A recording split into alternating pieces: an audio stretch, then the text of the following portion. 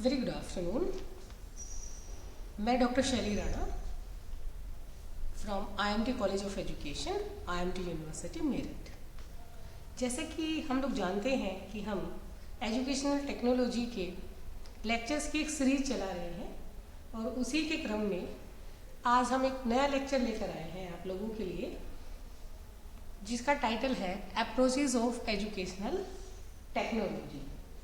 Approaches of educational technology की जब हम बात करते हैं तो हम अपने जहन में ये सवाल हमारे माइंड में कहीं ना कहीं आता है कि जो शैक्षिक तकनीकी है, जब हम उसके अप्रोचेस की बात करेंगे, जब हम उसके उपागम की बात करेंगे, तो किस प्रकार से हम जो मशीनें हैं, जो इंजीनियरिंग और फिजिकल साइंस की जो अप्रोच है, उसे हम किस तरह से अपनी एजुकेशन में यूज़ कर रहे हैं, जिससे कि हमारा टीचिंग लर्निंग प्रोसेस और ज़्यादा इफेक्टिव हो सके। आज हमारा विषय है अप्रोचेज ऑफ एजुकेशनल टेक्नोलॉजी, यानी कि शैक्षिक तकनीक के उपागम। शैक्षिक तकनीक के 3 ही उपागम हैं। पहला है हमारा hardware approaches and the second one is software approaches and the systems approaches। Hardware approaches जिसे हम हिंदी में कठोर उपागम कहते हैं, सॉफ्टवेयर अप्रोचेस को कोमल उपागम और सिस्टम्स अप्रोचेस को हम कहते हैं प्रणाली उपागम। तो शैक्षिक तकनीक के कितने उपागम हैं? शैक्षिक तकनीक के 3 ही उपागम हैं। पहला है हमारा हार्डवेयर अप्रोच जिसे हम कठोर उपागम कहते हैं, दूसरा है हमारा सॉफ्टवेयर अप्रोचेस जिसे हम कोमल उपागम कहते हैं, और तीसरा है सिस्टम्स अप्रोच जिसको कहते हैं प्रणाली उपागम। अब बात करते हैं कि ये जो शैक्षिक तकनीक है, जिसकी हम स्वरूपों की बात कर रहे हैं, जिसकी हम अप्रोचेस की बात कर रहे हैं, जिसे हम फॉर्म्स ऑफ एजुकेशनल टेक्नोलॉजी के नाम से भी जानते हैं, तो अगर फॉर्म्स ऑफ एजुकेशनल टेक्नोलॉजी कहीं पर कोई क्वेश्चन आस्क किया जाए या अप्रोचेज ऑफ एजुकेशनल टेक्नोलॉजी की बात करें तो दोनों सेम चीज है, पहली बात। दूसरा, शैक्षिक उपागम के 3 ही प्रकार है। अगर एजुकेशनल टेक्नोलॉजी की हम बात करें, फॉर्म्स की 3 ही फॉर्म है। पहली है हमारी हार्डवेयर अप्रोच, दूसरी सॉफ्टवेयर अप्रोच और तीसरी system approaches. And if you talk about कि ये जो एजुकेशनल अप्रोचेज हैं, इसमें सबसे पहले हम बात करते हैं हार्डवेयर अप्रोचेज की। जब हार्डवेयर अप्रोचेज की बात करेंगे तो यानी कि शिक्षण में बेसिकली हम किसका प्रयोग कर रहे हैं? एक तो इंजीनियरिंग का, दूसरे हम बात करते हैं फिजिकल साइंस का,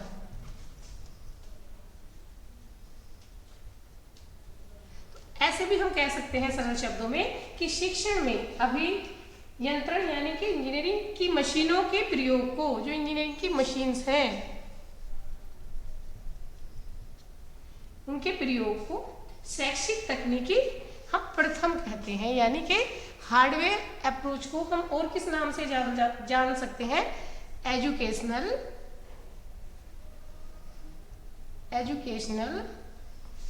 टेक्नोलॉजी प्रथम या first. So if you talk about hardware approach तो हम कह सकते हैं कि इंजीनियरिंग यानी कि अभियंत्रण की जो मशीनों का प्रयोग हम अपने शिक्षा में कर रहे हैं, उसी के प्रयोग को शैक्षिक तकनीकी क्या कहते हैं? हम प्रथम कहते हैं, या अंग्रेजी में इसे कह सकते हैं educational technology first. I hope so यहाँ तक बात समझ में आई होगी। आगे हम चलते हैं। शैक्षिक तकनीकी का अगर हम देखें कि इसका बर्थ कहाँ है, यानी कि किस प्रकार से शैक्षिक तकनीकी का उदय हुआ, तो शैक्षिक तकनीकी के उदय की अगर मैं बात करूं एजुकेशनल टेक्नोलॉजी फर्स्ट या हार्डवेयर अप्रोच की, तो ये इसका जो शैक्षिक तकनीक प्रथम का जो जन्म है वो फिजिकल साइंस जिसे हम हिंदी में कहते हैं भौतिक विज्ञान, फिजिकल साइंस, और साथ ही साथ इंजीनियरिंग अथवा मशीनी तकनीकी, यानी कि इंजीनियरिंग, और इसे हम कह सकते हैं engineering technology. Engineering technology, engineering technology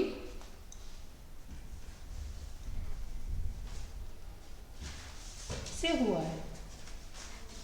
जब हम शिक्षा जगत की बात करते हैं तो हम जानते हैं बड़े वेल रिनोन्ड पर्सनैलिटी हैं हमारे शिक्षा के जगत में, जिनको बहुत शिक्षाविद जो है काफ़ी अच्छे से जानते हैं, और उनका नाम है जॉन डेवी। जॉन डेवी महोदय ने भी एजुकेशनल टेक्नोलॉजी फर्स्ट, या जिसे हम हार्डवेयर अप्रोच कहते हैं, इसके बारे में कहा है कि शैक्षिक तकनीकी प्रथम यह जो हार्डवेयर अप्रोच है वो शिक्षा और शिक्षक प्रणाली में, यानी कि शिक्षा एजुकेशन और वी कैन से शिक्षण प्रणाली, यानी कि जो हमारी टीचिंग सिस्टम है, यानी कि शिक्षण की जो प्रणाली है उसमें भौतिक विज्ञान का उपयोग है। किसका उपयोग है? शिक्षा और शिक्षण प्रणाली में भौतिक विज्ञान का प्रयोग है।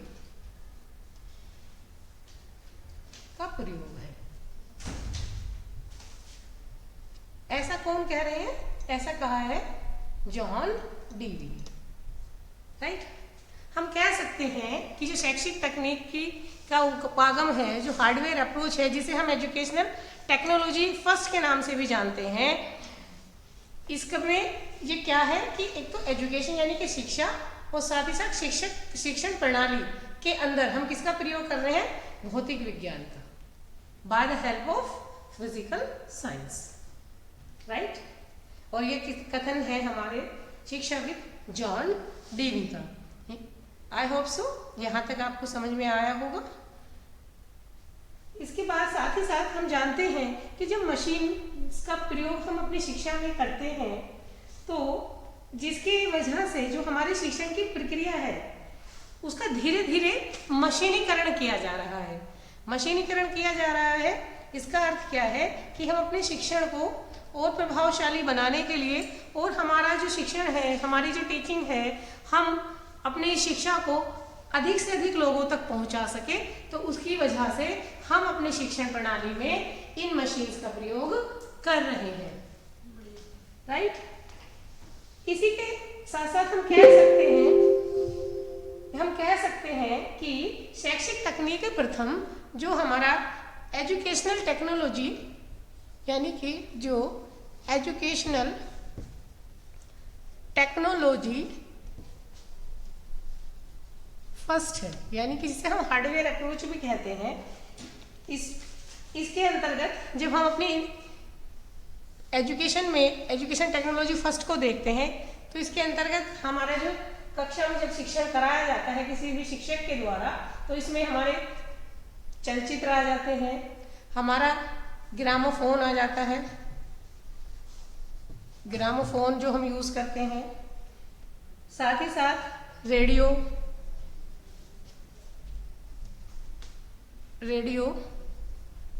टीवी, कंप्यूटर, प्रोजेक्टर,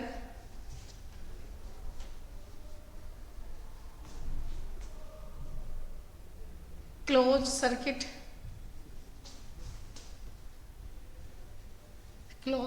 टीवी,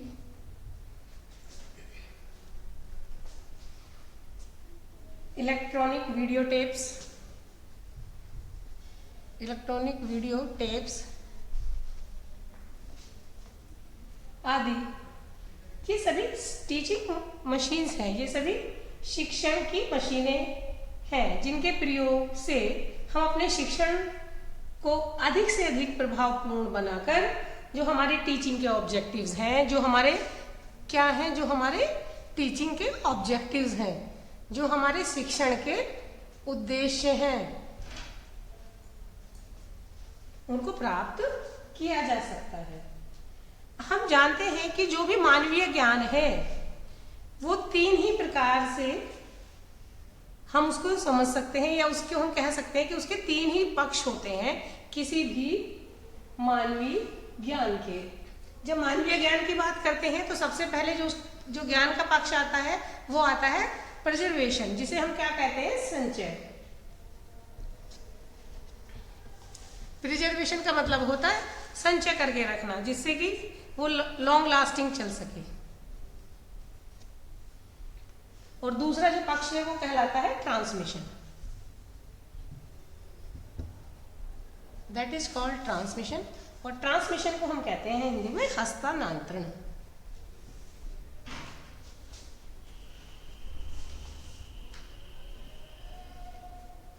हस्तांतरण, ट्रांसफर से ही ट्रांसमिशन बना है। And the third one is development. So क्या हम समझते हैं कि जो मानवीय ज्ञान है उसके 3 पक्ष होते हैं। First one is preservation, second one is transmission and the third one is development. Development को हम समझते हैं दैट इज विकास। अब हम बात करते हैं कि ये जो मानवीय ज्ञान है, जिसको हमने 3 पक्षों में समझा कि पहले हम उस ज्ञान को प्रिजर्व करते हैं, फिर उसका ट्रांसमिशन करते हैं और उसके बाद डेवलपमेंट शुरू होता है। अगर हमें प्रिजर्वेशन को समझना है, हमें अगर ज्ञान के संचय को समझना है, तो हमें थोड़ा सा इतिहास के पन्नों को पलटना होगा, हमें थोड़ा सा अपने इतिहास को टटोलना होगा। जैसा कि हम जानते हैं कि ज्ञान के संचय का इतिहास, जो हमारी प्रिंटिंग प्रेस है, जो हमारी प्रिंटिंग मशीन है, उसके आने से शुरू हो जाता है। इन मशीनों के द्वारा जो ज्ञान था, जो नॉलेज थी लोगों के पास, उसे पुस्तकों के रूप में संचित किया गया, उसे पुस्तकों के फॉर्म में प्रिजर्वेशन की गई उस ज्ञान की। जब ये प्रिजर्वेशन किया गया तो उन पुस्तकों को, क्योंकि नॉलेज प्रिजर्वेशन की फॉर्म में किस में थी, बुक्स में, और बुक्स को कहाँ रखा गया, पुस्तकालयों में, लाइब्रेरीज में रखा गया। और हम कह सकते हैं कि ज्ञान को पुस्तकों के अतिरिक्त अब केवल इस ज्ञान को हम केवल पुस्तकों की फॉर्म में ही प्रिजर्व नहीं कर सकते, बल्कि हम किसी भी नॉलेज को पुस्तकों के अलावा हम इन्हें और किस तरीके से संचित कर सकते हैं ज्ञान को, जैसे टेप रिकॉर्डर, फिल्म आदि के द्वारा भी संचित किया जाता है। मानवीय ज्ञान का दूसरा जो पक्ष है दैट इज ट्रांसमिशन, और जिसे हम कह रहे हैं हस्तांतरण। ऐसे तो हम जानते ही हैं कि भाई शिक्षक अपने विद्यार्थियों को स्वयं भी ज्ञान दे सकता है, परंतु कई बार ऐसा देखा गया है कि शिक्षक से प्रत्यक्ष लाभ उठाने वाले ऐसे विद्यार्थियों की संख्या बहुत कम होती है। एक क्लास है और क्लास में बैठे हुए जो विद्यार्थी हैं वो 30 विद्यार्थी हो सकते हैं कक्षा के अंदर, 40 विद्यार्थी हो सकते हैं। तो जितने भी विद्यार्थी कक्षा में होते हैं, शिक्षक उन तक अपना ज्ञान ट्रांसमिशन करता है, परंतु विद्यार्थियों की संख्या हम जानते हैं कि बहुत अगर अधिक होगी तो हमें ज्ञान के प्रसार के लिए, ट्रांसमिशन ऑफ नॉलेज के लिए हमें कुछ मशीन्स की आवश्यकता पड़ेगी अपने शिक्षण की प्रक्रिया को सुचारू रूप से चलाने के लिए। और जो मशीनें हम यूज करेंगे, जो डिवाइसेस हम यूज में लाएंगे, फॉर एग्जाम्पल हम कह सकते हैं ज्ञान के प्रसार के लिए हम माइक का इस्तेमाल करते हैं क्लास में कई बार, या हम टेप रिकॉर्डर का यूज करते हैं, या हम we can also use TV, we can also use radio. जिससे कि जब हम माइक का, टेप रिकॉर्डर का, टीवी का, इन सब का प्रयोग हम करेंगे, क्योंकि ये टेक्नोलॉजी का जो प्रयोग हम करेंगे मशीनों के माध्यम से अपने शिक्षा में, तो हम केवल 23 या 40 विद्यार्थियों तक ही हमारे ज्ञान का हस्तांतरण सीमित नहीं रहेगा, अपितु ये उन विद्यार्थियों तक भी पहुंच पाएगा जो किसी न किसी कारणवश बहुत ज्यादा रिमोट एरियाज में है, या जो शिक्षा की मुख्य धारा से नहीं जुड़ पा रहे हैं किसी कारणवश। तो इन डिवाइसेस के माध्यम से भी हम वहां तक पहुंच बना सकते हैं, और असंख्य विद्यार्थी घर बैठे ही ये लाभ उठा रहे हैं। शैक्षिक तकनीक के माध्यम से हम जानते हैं कि आज डिस्टेंस एजुकेशन यानी कि पत्राचार पाठ्यक्रम तथा जो ओपन यूनिवर्सिटीज हैं, ये भी शैक्षिक तकनीक की ही देन है। और हम जानते हैं कि हमारे देश में इंदिरा गांधी जो नेशनल ओपन यूनिवर्सिटी है that is situated in new Delhi, अपने आप में एक मील का पत्थर साबित हुआ है ऐसे वंचित और बहुत से असंख्य लोगों तक ज्ञान का हस्तांतरण करने के लिए और मुख्य धारा में जोड़ने के लिए शिक्षा से, just because of this educational technology. इसी के साथ साथ हम समझते हैं कि शैक्षिक तकनीक से जो शिक्षा जगत में है उसमें परिवर्तन बहुत आए हैं और क्रांतिकारी परिवर्तन लाने में एजुकेशन टेक्नोलॉजी ने एक महत्वपूर्ण भूमिका निभाई है। शैक्षिक तकनीक से हमारा हस्तांतरण होगा, साथ ही साथ किसी भी व्यक्ति का, किसी भी विद्यार्थी का और हमारा अपना विकास भी इसका एक मुख्य पक्ष है। अब डेविड महोदय के अनुसार हम ऐसे भी समझ सकते हैं कि भौतिक विज्ञान पर आधारित यह मशीन जो उपागम है, जो अप्रोचेज हैं शिक्षण एवं प्रशिक्षण के लिए बहुत अनिवार्य है और इनको प्रभावशाली एवं सार्थक रूप ये टेक्नोलॉजी प्रदान करती है। वास्तव में मशीनी प्रणाली के प्रचार और प्रसार के साथ साथ शैक्षिक सामग्री के संचित करने में भी ये सहायक है। एक शिक्षण कार्य की पूरक विधि यह कहलाती है जो शिक्षण कार्य को सरल तथा रुचिकर बनाने में भी सहायक है। यानी कि ये हमारा जो टीचिंग का प्रोसेस है, जो शिक्षण की प्रक्रिया है, उसको भी विशेषकर सरल भी बना रही है और रुचिकर भी बना रही है। अब हम बात करते हैं हार्डवेयर अप्रोच के कैरेक्टरिस्टिक्स की, यानी कि इसकी विशेषताएं की। और वो ये कैरेक्टरिस्टिक्स कौन कौन सी हैं, इसके मुख्य बिंदु कौन कौन से हैं, आइए उस पर प्रकाश डालते हैं। जब बात कैरेक्टरिस्टिक्स की आती है, कैरेक्टरिस्टिक्स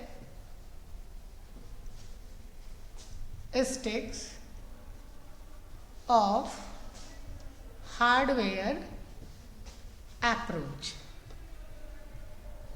जैसे मैंने आपको कहा है कि ये जो हार्डवेयर अप्रोचेज हैं इसका दूसरा नाम क्या है, एजुकेशनल टेक्नोलॉजी प्रथम, जो किस पे आधारित है, इंजीनियरिंग एंड फिजिकल साइंस के सिद्धांतों पे ऐसी मशीनें जो हमारे शिक्षण की प्रक्रिया को सरल भी बना रही हैं और प्रभावशाली भी बना रही है, और जिसके कारण हम अनंत अनंत लोगों तक अपने ज्ञान का प्रचार और प्रसार कर पा रहे हैं और एक बहुत बड़ी संख्या में हम विद्यार्थियों तक ज्ञान पहुंचाने में हमारी जो अहम भूमिका है उसमें ये अपना एक वाइटल रोल प्ले करता है। कौन, hardware approach by the help of educational technology.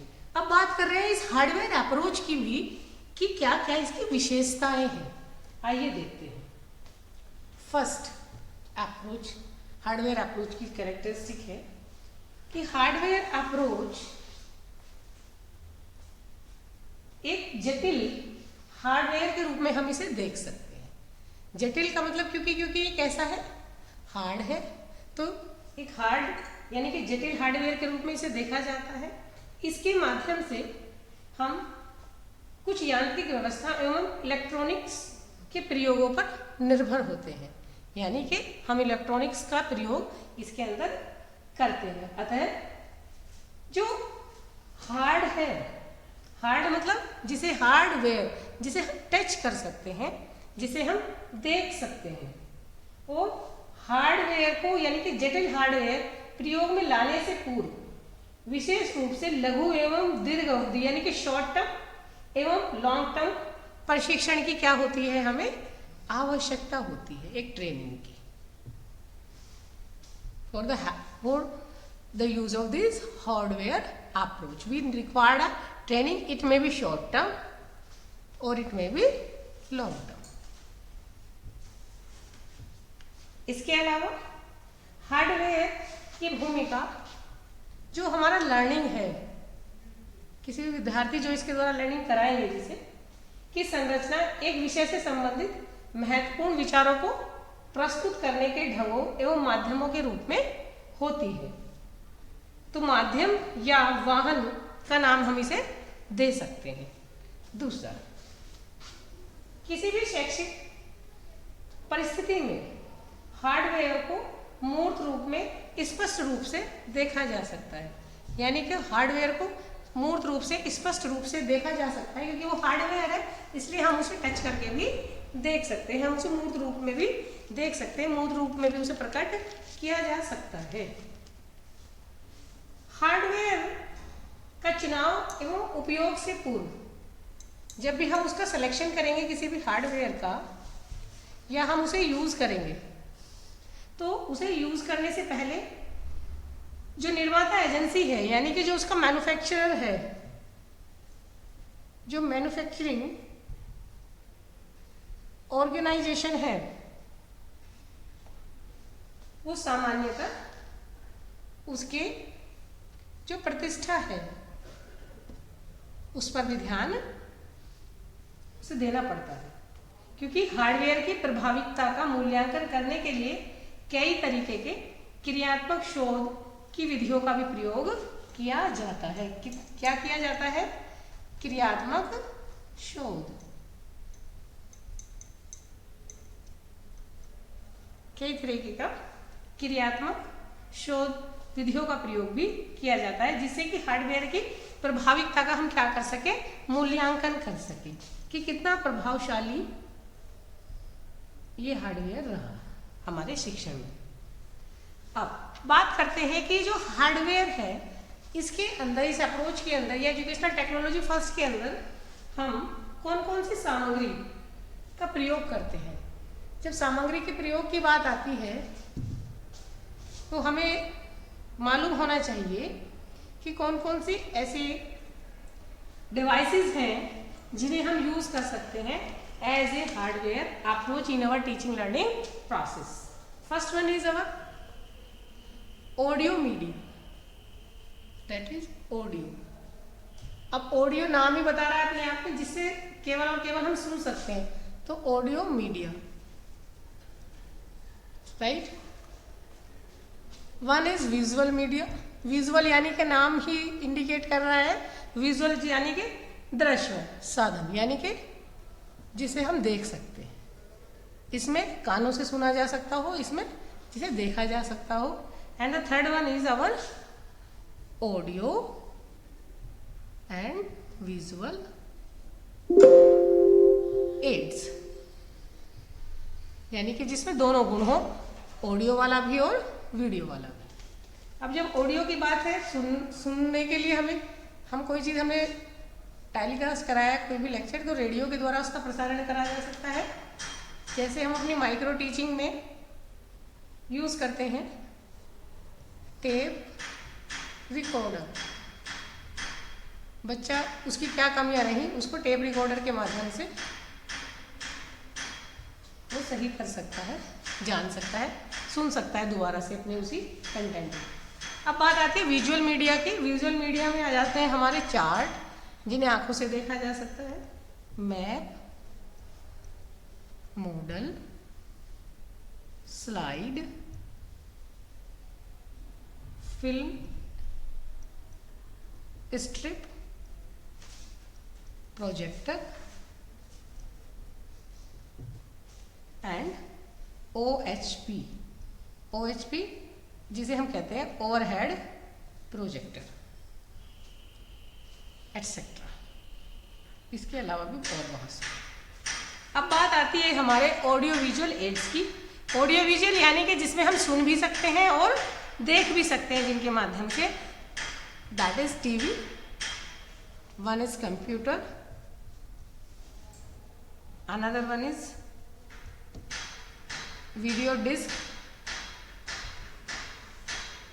And teleconferencing.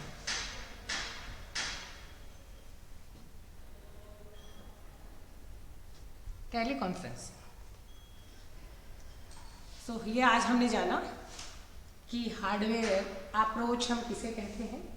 साथ ही साथ हार्डवेयर अप्रोच को हमने ये भी जान लिया कि हार्डवेयर अप्रोच को एजुकेशनल टेक्नोलॉजी फर्स्ट भी कहा जाता है, और हार्डवेयर हमारे शिक्षण को सरल और प्रभावशाली बनाता है।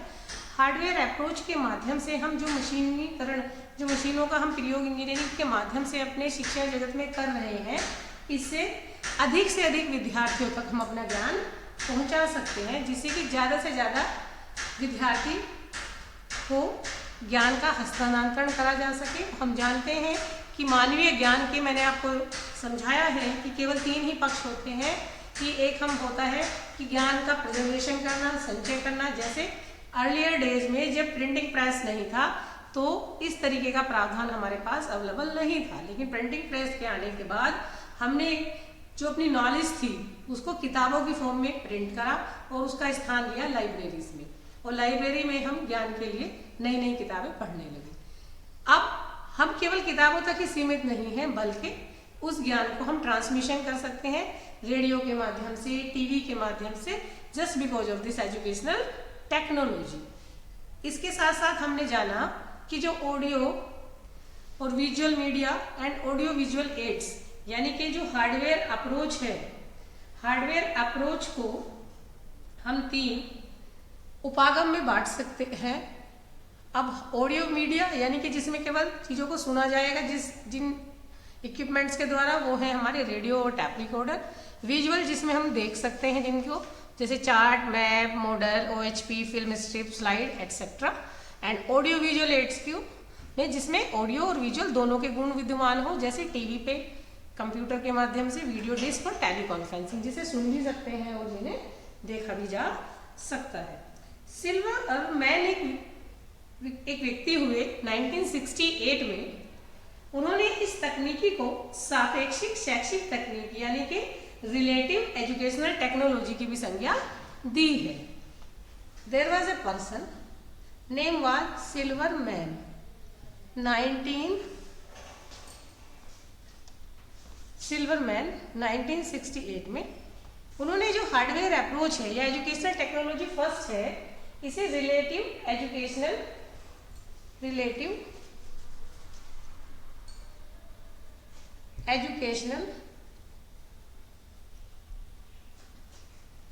टेक्नोलॉजी